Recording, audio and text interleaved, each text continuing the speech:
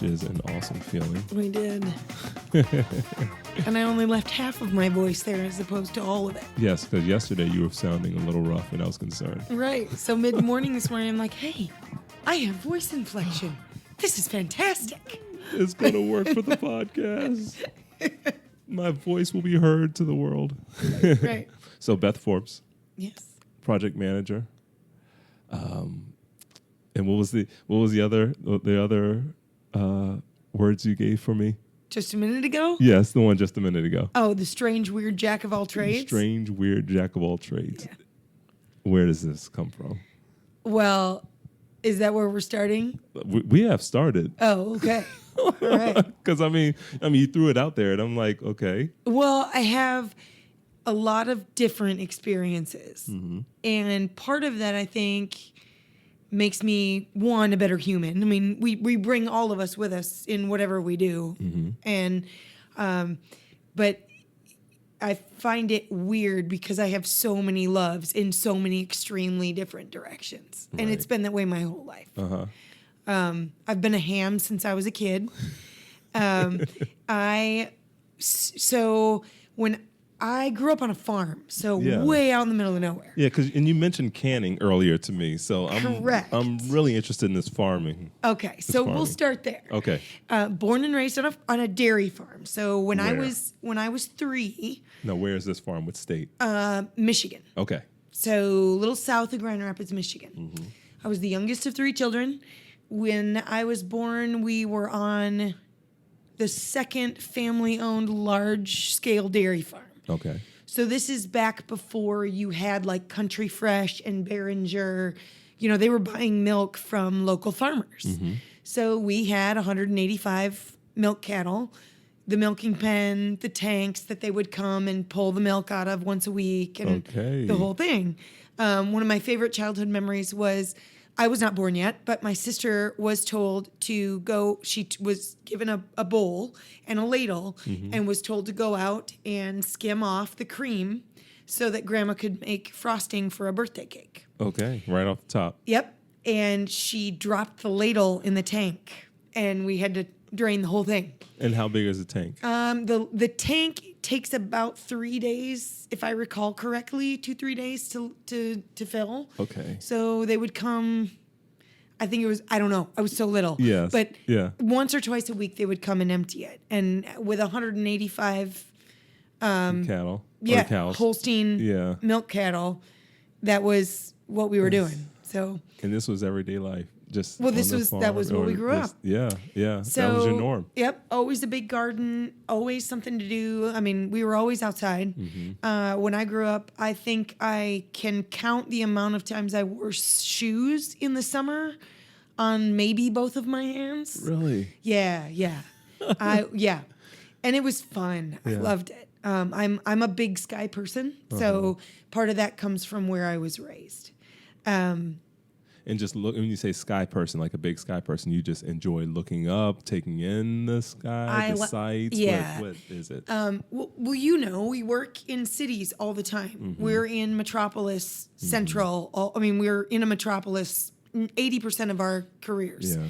And to me, when I'm not on the clock, I gotta go see the sky because there's way too many lights out here. I can't see it.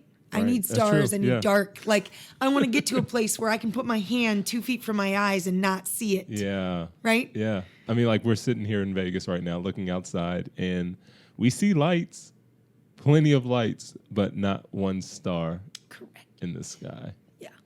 I like the smell of dirt, right? I'm a country kid at heart. Uh-huh. So the canning thing has to do a lot with that. Yeah. We, as a family, had big gardens, and you put up as much food as you could. You know, I mean, my dad was the 4th child of 5 kids. My mother was the oldest of 3. I'm the youngest of 3. And, you know, when you're farming, you don't eat out. Mm-hmm. There's none of that. Mm-hmm. I mean, very little. Like, it was birthdays or big life events where we went to a special occasions. Yeah. Yeah. No, this is like huge right here. Yeah, exactly. Yeah. Big deal, right? Big deal. There was always a candle on some dessert if we were out, right? Are you celebrating an occasion? Yes, we are. We are indeed. Hang on, let's figure out which one we haven't celebrated yet, Yes, right? yeah. So the canning thing comes from that. I love to cook. I love to cook for people I love. Yeah. Canning is this weird thing that my family has done. It's not weird. It's a thing that generations of women have done. And it was so funny. So when I grew up, I didn't help that much because I was out in the garden picking or shucking beans or, husking the corn, something. I was prepping the food to get canned. And now I do it. And I was always, when I was in my, late teens, early 20s, everybody thought I couldn't cook. My sister said, oh, she shouldn't help us with cooking. She can't help us with canning. She can't cook. But why? And now people are wondering, I love to cook. It's a passion of mine. And I'm the only sister now that cooks, or that cans and cooks. So it's just kind of funny the way that the tables turn. Right. And it happens. It's just one example of the way our lives twist and turn. Yes, they do. Now, but twisting and turning, how do you twist and turn off the farm into this world? Because, how does that jump happen? Okay, because it's a leap, actually. It is. So, grew up on a farm. Yeah. We went from dairy farming to meat cattle. Okay. And my parents both worked full time. So, we were the kids that had the 7 to 13 item lists in the summer where. We did it as a team. We were a 5-member family, but we were a team doing it. When my brother is 5 years older than me. My sister is 8.5 years older than me. Okay. And I have a funny story if we have time, but later. We'll always have time. But. When my sister got married, she got married very young. She moved away right away. My brother, immediately following that, graduated high school and went into the military. Well, at that point, we had 8 head of beef cattle, 175 chickens, 27 acres, and we lived in the middle of nowhere. Okay. And my dad basically sat down with my mom and said, we either got to hire somebody to help us here or we got to figure something out. Because you can't manage a farm without the family that's been helping to manage it. Yeah. And I was 12. So my mother took a job. My mother was in nonprofit organization for a long time, management. She ran a lot of nonprofits, inner city, after school daycare, things like that. She ended up working at the YWCA, at the Domestic Violence Crisis Shelter. And when she landed that job, we moved into town. So we went from, I know this is weird, but we went from 27 acres to like a 100-foot by 200-foot city lot. Oh, man. How did that affect your... My mom was okay. Yes. She was a little like, the neighbors are right there, right? But my dad had been in a farm family his whole life. Yeah. He was born into it. So all these large-scale dairy farms were run by his brothers, himself, and his dad. And even when we lived on the 27 acres, his folks lived on the property with us. So it was a little bit weird. My dad was kind of like, it only takes a half hour to mow the lawn. What do I do with the rest of my Saturday? Right. That was the project for the day. Well, right. Mowing the lawn was like, that's what we're doing today. But, and, if we didn't do it last weekend, we might bail it because the cows could eat it then, right? Oh, right. Anyway, when we moved into town, my mother, the first summer I lived there, when we lived in the country, I had cousins who lived less than a quarter of a mile away, and my aunt didn't work, so I would stay there. At 12 years old, my mother wasn't really comfortable with leaving me home alone in the city, quote unquote, right? Oh my God, we live in the city. And so she said, are you interested in a summer camp? And I said, sure, where? Yeah. Well, the Grand Rapids Civic Theater does theater camps. Are you interested? And I kind of thought, yeah, I think I do want to do that. And that kind of tipped me. That was the starting point to where I am now. Now, when you had that little tingle of an interest, was it on the acting side, or did you already think about production? It was both. Okay. So this was an awesome camp. Grand Rapids, I was very blessed to grow up in a city that has the second largest civic theater in the country. Okay. And a very strong arts culture. Yeah. The arts community there is just one of a kind. And I am honored to say that I was part of it for a very long time. So I went to this camp, right? I show up as this hayseed from nowhere, right? Thinking, how am I ever going to get along? I don't even know what theater kids do, right? But I always loved to sing. I always loved to dance. I always loved to make my friends laugh. I was a ham from the get-go. Right. So I thought, yeah, I got this. Basically, the camp was a two-sided sword. So you were given a role in a play, in a 40-minute one-act thing. And then you were the crew for the other one act. Okay. So we performed, right? Yeah.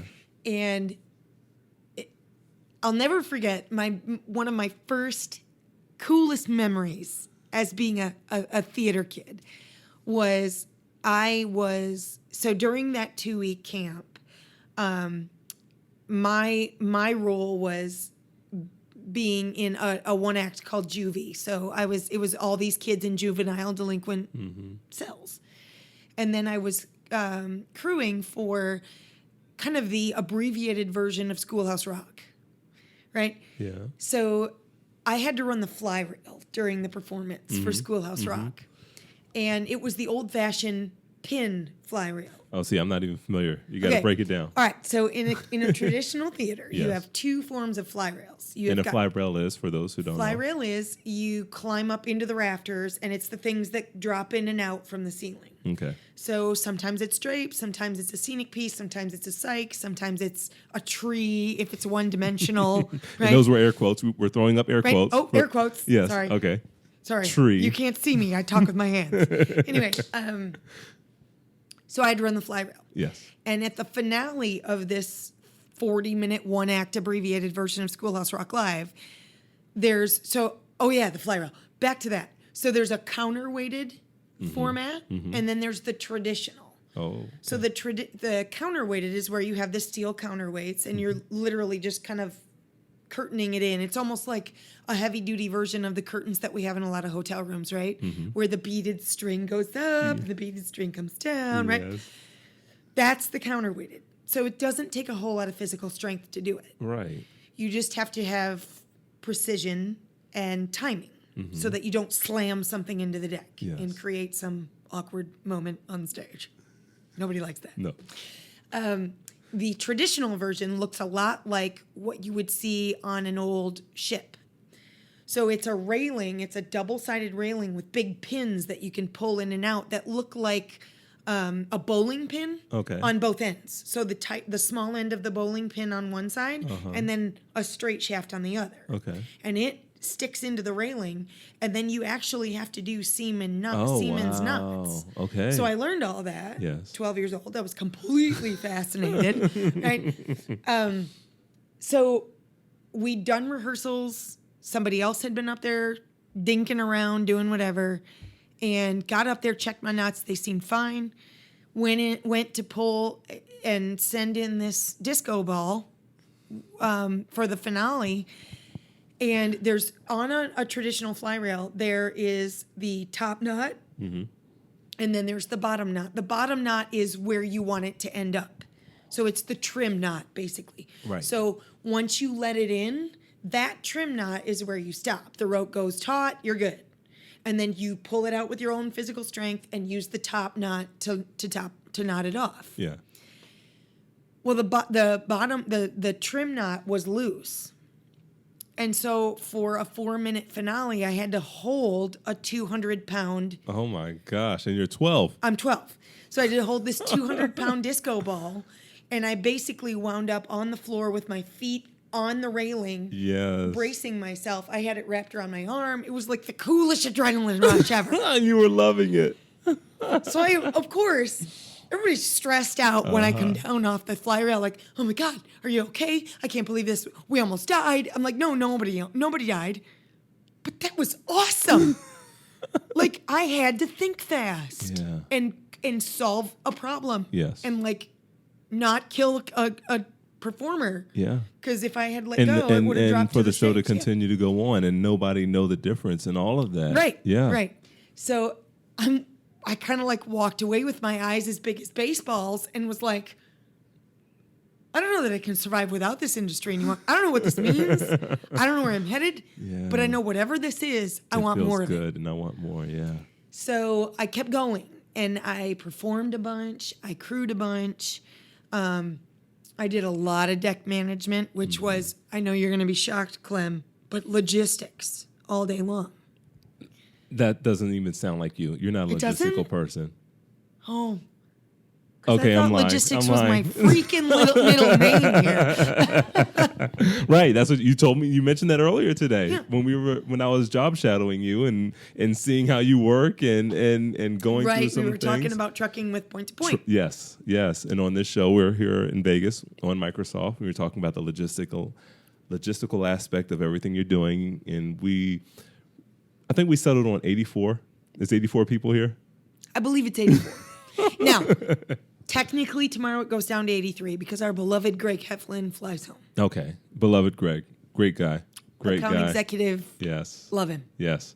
Okay. Now we're going to jump back from the theater and running all those different parts, learning it, loving it, feeling that rush. Where did you go from there? So I was 12 when that all started. And it was I had the bug. I drank the juice, whatever happened up on that flight rail. And while I was on stage in the spotlight when I gave my monologue, I was like, whatever this is and wherever this means, I'm in. Yeah. A couple of things happened. So I we lived in Grand Rapids or in the city. Right. Back to that. Right. Back in the city. Right. Until I graduated 8th grade. When I went into high school, we decided that I really wanted to go back to where I had grown up. The Grand Rapids schools at the time, they've improved a lot now, but at the time I wasn't being challenged. This is going to shock you. But I'm a little bit of a self-motivated person, and I tend to push myself quite frequently. Yes. Yeah. Oh, was that obvious? Too much? We all see that. You do push yourself to the limit. Beth, can we help you? Can we help you something? No, I've got it. I've got it. No, I got it. I'm going to do it. Yeah. Now, I ask for help when I know I need it. Okay. But y'all have jobs to do. Yes. Okay. Yes. So in those 2 years, I did a lot at the theater. Mm-hmm. When we moved back out to Middleville, my parents knew that I had a passion. Mm-hmm. And they knew that I had some genuine talent, on both sides of the theater. But at the time, I was very, very passionate about performing. And they committed to driving me back and forth. So it's 45 minutes one way. Okay. And I'll tell you, those days, those drives with my dad were some of the coolest memories I've ever had. Mm-hmm. Driving through a snowstorm and winding up in the median on the expressway just to get to a call time. I mean, wow. I knew how important call times were at 13 years old, right? Yeah. And I wanted to be there early so I could help mop the stage. Yeah. That was my thing, right? So that went on, right? So 12 to whatever. By the time I was 17, they realized that I had a talent for managing people. Probably something that I didn't realize I had at the time. And they started asking me to stage manage. They're like, we need someone who can do this. And we don't know anybody. So can you do it? Of course, yeah, right? I can do anything. So I started to stage manage, which was in traditional theater or community theater, a stage manager is both, for me, it was on the deck, but I was also calling the show. Oh, okay. So I would call the show and run the deck. It was important to me to be close to my cast and my crew. Mm-hmm. I never wanted to be up in the box. So I did that. Mm-hmm. At 18, I was a senior in high school, bound and determined to be on the top 10. Again, I know you're shocked, right? I can see it on your face. The drive. Yeah, the eyes just like, oh wait, no, you knew that. Yeah. But then I also knew that I wanted to audition for NYU and IU and DePaul University in Chicago. Those were all things I did.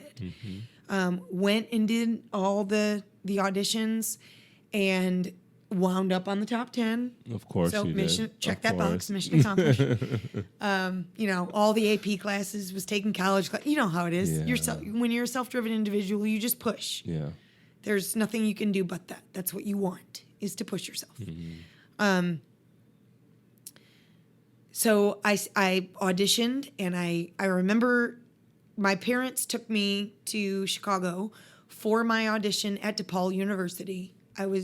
We celebrated my 18th birthday there. My audition was on my 18th birthday. And I had been training or coaching a monologue for this for a couple of months. Got on the waiting list, and DePaul University is one of those universities where you're never really guaranteed an invite back after the year, and it's pretty selective. Oh, wow. Okay. Not that discouraged me. It sort of challenged me. Yeah, of course it did. Right. So I got home from that audition, and Indiana University had given me an academic scholarship to go for theater performance, which rarely happens. So I took it. And about 3 weeks before I was supposed to go down for orientation, something in my gut went, don't go.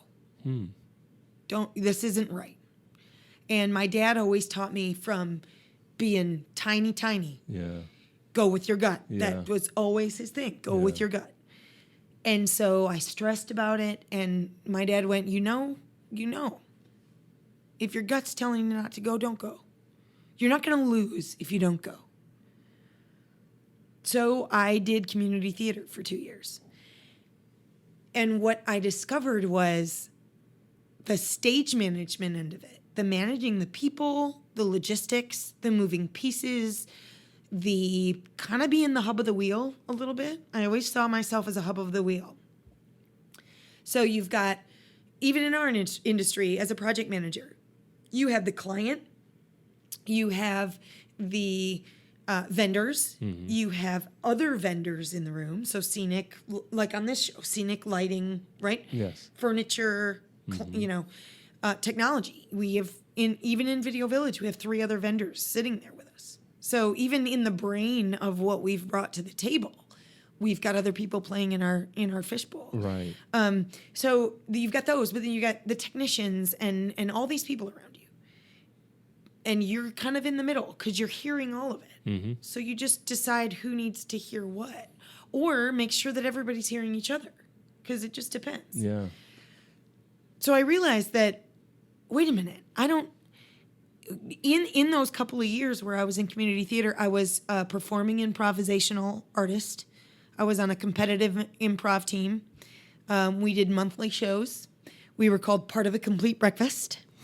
And it was a riot. Yeah. It was my outlet for performance while I know this is going to shock you, but doing 17 credit hours, 2 jobs, stage managing 9 shows a year, and doing this improv team. All right. Multitasking at a tremendous pace, as my dad says. Yes. But at the same time, you're loving all of it. Loving right? it. And I was just thriving and keep it moving and keep it going and just looking forward to the next challenge. And unfortunately, we all get to the point in this industry, and this, I believe this is a message that I was given through an experience that I just sort of had. I was doing too much. Does that shock you? No. You're still in your chair, so no, you're not shocked. Right. No. Doing too much. I was stretched too thin. And somehow, so I was doing all of this, and one year I got cast to play this role that I really wanted, because it was a big role in a really cool Jeff Daniels theater in the round situation. I loved it. But the role required me to wear relatively revealing clothing for 6 days a week in front of 300 people every night. Yeah. And I probably weighed maybe 10 pounds more than I do now. And decided that just wasn't going to work out.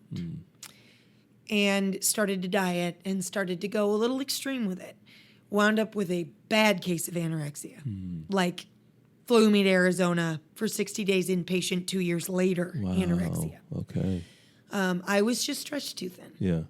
And I allowed too many things to pull me in too many directions and lost control a little bit of self-care. So I went and I did the inpatient thing. I came back, and if there's anything I've learned in that is you have to have balance, right? If anybody gets that, it's people in our industry, is that you have to have balance. Yeah. Right? Yeah.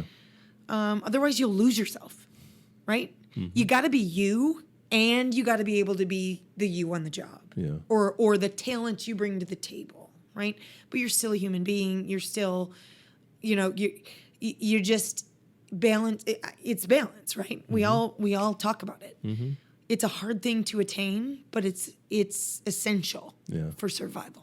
I noticed one thing that I dealt with in managing all these little projects that I'm working on and have been working on the past couple of months, that I was getting to a point where I was feeling so tired. I was feeling so drained. I was forgetting little tasks that I had done the day before, just the day before, and I could not remember during this block of time what it is that I did. And I was getting stressed out, and it was hurting my head to try to remember, and then I just realized, okay, just stop. I'm not going to even continue to try to think about it. But it was at that point that I realized I need to back up. I'm pushing myself too far. Check yourself before you wreck yourself, as it were, right? And then even for yourself, it sounded like you were saying when you had to go, when you had your spat, that you figured out that you were pushing yourself too far, and then you backed up. Yeah, and it was some of my own stuff, but it was also a great life lesson that happened very early. All things are good things in moderation. Food, libations, whatever you do, exercise, it's all good, but in moderation, right? Yeah. We're multifaceted people. And so we have to find the things that work for us, but we have to balance them all out so that one thing doesn't suck us into this weird oblivion, right? So that was a little dip in the action, as it were. When I got done with that, I knew I had already done a little corporate at that time. Okay. When I was 18, again, the theater approached me and said, "We've never done a show of this capacity. It's Sweeney Todd. And we don't know of anybody else to call. Can you do it?" And I was like, yeah.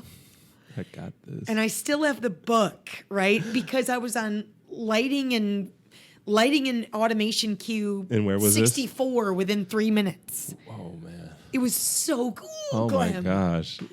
Yeah, it was awesome. That was fast paced. It was. And the lighting designer for that show approached me and said, "Have you ever thought of corporate work?" And I went, "What's corporate work?" He went, "Well, best way I can tell you is it's this, only you get paid a whole lot more." I was like, sign me up. Give it to me. So turns out he hired me as a PA on this show he does every year in Grand Rapids, and I still do that show now. Oh, wow. When was that? How many years have you been on that show? You're going to date me now. Like, Beth's going to reveal her real age. Anyway, don't. No, I believe that was 2002. Okay. Yeah. So, yeah. So 15 years. 15 years, yeah, on the same show. Yeah. That's beautiful. Now I do, back to that weird jack of all trades, now I do all of the floral and decor for the show. I've seen pictures, I think. Yeah. So I have 13 years of large-scale floral design in my future, in my past. Yes. So done that too. So. Man, it's just so much. And like you said, jack of all trades, there's no limit to what you are capable of doing or interested in doing, and you just continue to reinvent yourself, or not even reinventing yourself. It's just tapping into the gifts that you have and learning how to apply them in different situations. Correct. That's what I call diversifying your portfolio. There you go. I mean, and that's if you can learn to get paid in multiple ways, then you will continue to work, right? True. And if the other way I've always seen it is there are so many loves I have in so many polar opposite areas. You know, one of my bucket lists is to learn ballroom dancing. Right? I've always wanted to be. I did dance. I did ballet, jazz, all that. Right? Never got on point. What? Didn't have the feet, as it were. Right. No, I didn't have the turnout. But I've done ballet, jazz, tap, hip hop, funk, all that. Hip hop. Yep. Or are we throwing up air quotes for the hip hop, or is it? Well, a little bit of both. I mean, you know, I don't know that I can hang with like the Step Up movies, but I did all that. Yeah. And you know, we've got our bucket lists, right? Ballroom dancing is one of mine. I don't know. And I'm sure you'll get it. I'm sure you'll achieve it. Supersede the expectations. Music to me is the heartbeat of life. Yeah. So, of course, dancing is going to come with it. Yeah. Because if you don't dance through life, what are you doing? Right. Now, dancing through life. How do you dance on shows? Like, how do you approach from the call of, hey, are you available these dates, to managing the entire project? Well, in I guess my own words, but the only thing in this industry that's consistent is change. So every show is different. Even if you've done the show before, it's different. Basically from you know, conception, if you will, which is when I get brought in, I try to figure out, one, if I've never done the show or if I don't know the client, it's educating myself on who I'm working with on the client end. Because as a project manager, you're not, especially if freelance or not, as a project manager, you're not just representing yourself. You're representing the company. And even as a technician, we all know this. Yeah. You know, if PRG hires you, you're wearing the red block. If LMG hires you, you're wearing the blue hex. Yeah. You know, if Blue Water hires you, you're wearing the scissor lift. Whatever. But you're working for them. Brand. So you are actually an ambassador of their brand at that point. Challenging as that sometimes is, because you do see flaws that maybe they don't every day. But as a project manager, it's a little bit more under the microscope than that, because you're now the face. You're a little bit kind of elbow to elbow with the AE in a way, supporting the account executive. But in a way, you're also representing them too. So a project manager, for me, so they give me the quote, right? Hey, are you available? Yes. Okay, great. And let's take Microsoft for an example, because that's a high profile, very large show. Yes. Which, let's face it, do I do small shows? I have never done Awkward a small show silence. with you. Now, every once in a while. Yes. We'll get a coaster, as I like to call it. But not very often, and that's okay with me. I'm all right with that. But there are a few things I do. So it's who hired us, LMG, who hired this company, who hired me or the company I'm representing to do this job. Like, do I know them? Great. Do I not know them? Then find out as much information as you can about them. Okay. So you do your research on the client. Yeah. Okay. Because if I know them, okay, great. If I don't know them, I have friends. We all have friends. So I reach out. Hey, have you worked with these people? Got any tips? Hang on. Project manager. Let's see what's Phone's going on. never off. I was charging it while standby. But and you know, this is something that this is for the listeners, because I know she's busy. This is something that, you know, I saw while I was job shadowing Beth today. It was just the constant text messages, the constant phone calls, the constant problem solving, the constant understanding of the issue, the resolution, do it. Next issue, resolution, do it. Yeah. Absolutely. Get it done. Yep. So I do a little research on the client just to understand who I'm working with. And we have so many resources as friends out here that if you can find somebody that's worked with that client, they may be like, don't overdo it, right? Don't nag. Shh, right? Yeah. Or you're going to have to dig it out of them. Yeah, right. Because sometimes clients like you to hound them, right? Sometimes clients would just prefer you wait. It's like personality management. Yeah. You're back at your people management, right. Even with a client. Exactly. Mm-hmm. I do a little research on the history of the show, especially if the company I'm working for has not done it before. So who did it before us, right?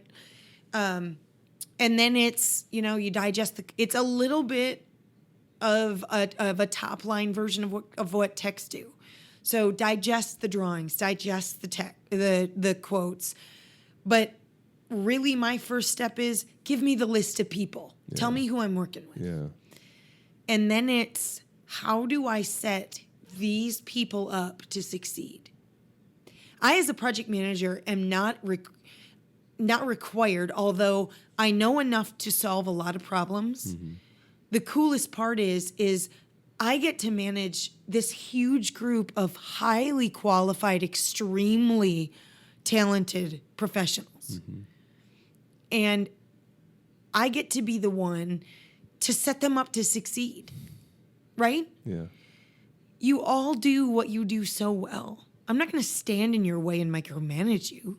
I'm going to give you the tools to do exactly what you do so well. Yeah. And what you do that really creates the magic that our clients need, right? Mm-hmm. I consider myself, again, back to that weird analogy I had as a 15-year-old or 17-year-old stage managing in theater. I'm still the hub of the wheel in a way. Yeah.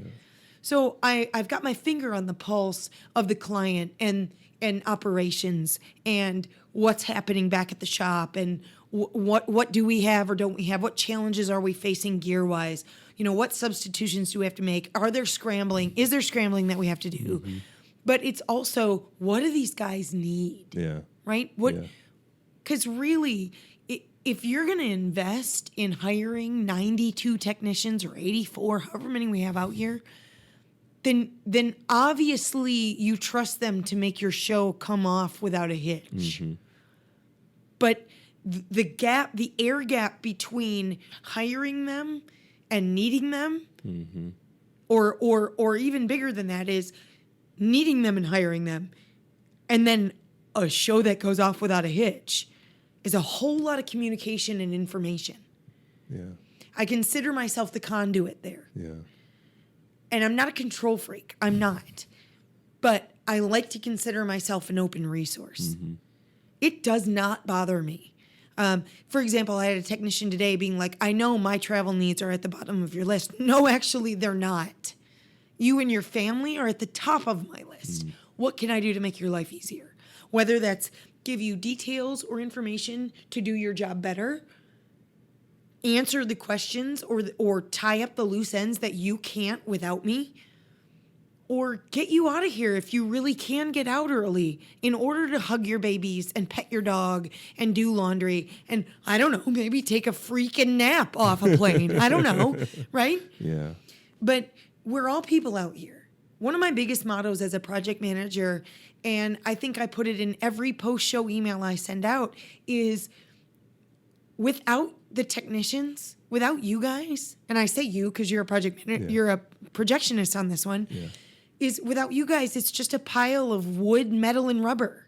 Copper, rubber, and wheels. That's all it is. It's just a bunch of heavy shit we move around. Ooh, am I allowed to swear? You did it. It's all good. That's tech talk. Should have asked that question before we started recording. Anyway. No, but it's true. It's true, without you guys, it's just a pile of crap. It takes the people to do it and the talent behind those people. And I consider myself your blocker. I consider myself your first line of defense as a project manager. I am only there, well, I'm there for a lot of reasons, but I consider you guys my priority. People are the priority. Okay, the gear's a priority too, because if it doesn't work, we got a problem. Right. But there are, I'm backed by an extremely, on this show, for example, I'm backed by an extremely strong machine that knows how to fix it. Yeah. Right? That knows how to make it happen.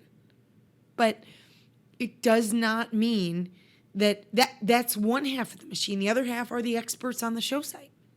I mean, really, all I try to do is give you everything you need in order to do the jobs you live for. Yeah. You know? Yeah. You're all really good at what you do. Yeah. So I'm just going to get out of the way and give you what you need to do in order to do it. Yeah.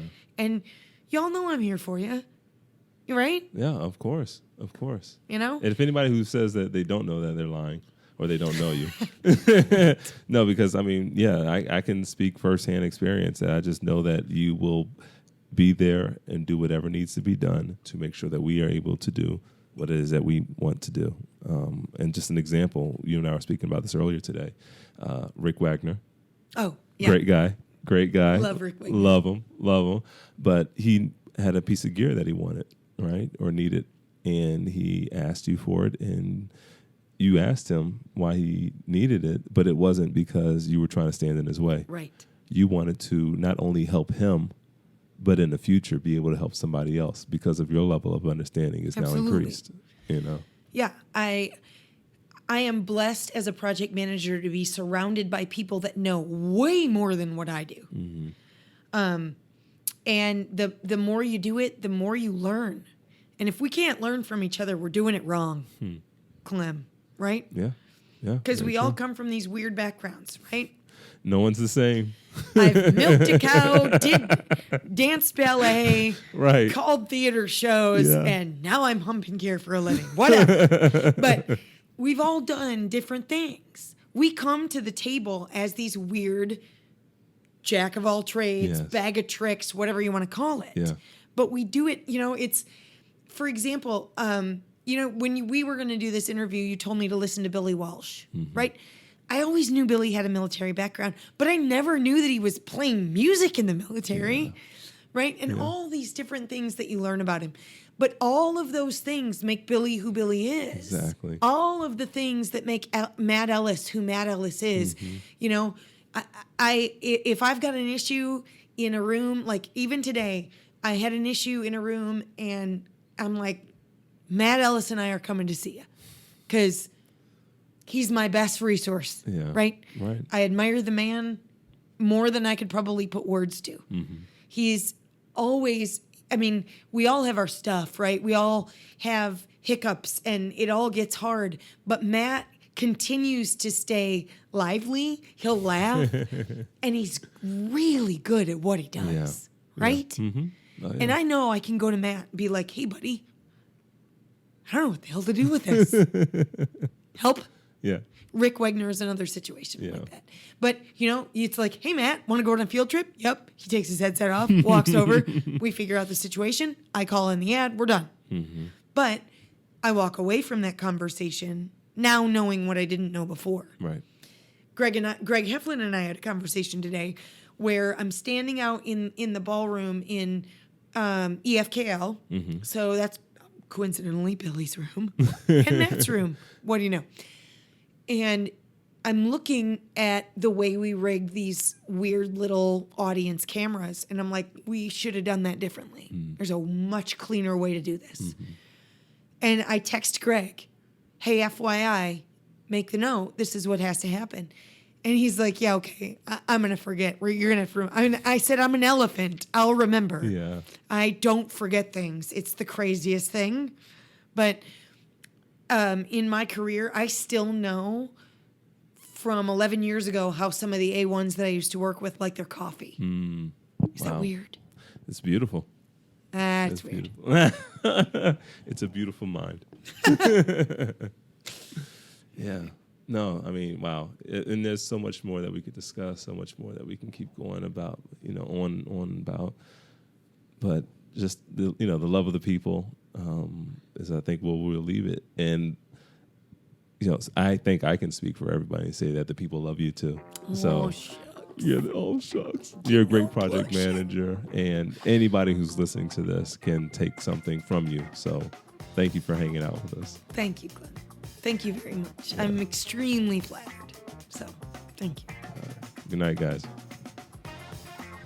This has been another episode of the Production Channel Podcast. I'm your host, Clem Herod, and I'd like to thank Project Manager Beth Forbes for stopping by. More importantly, I'd like to thank you for tuning in. Until next time, chatter.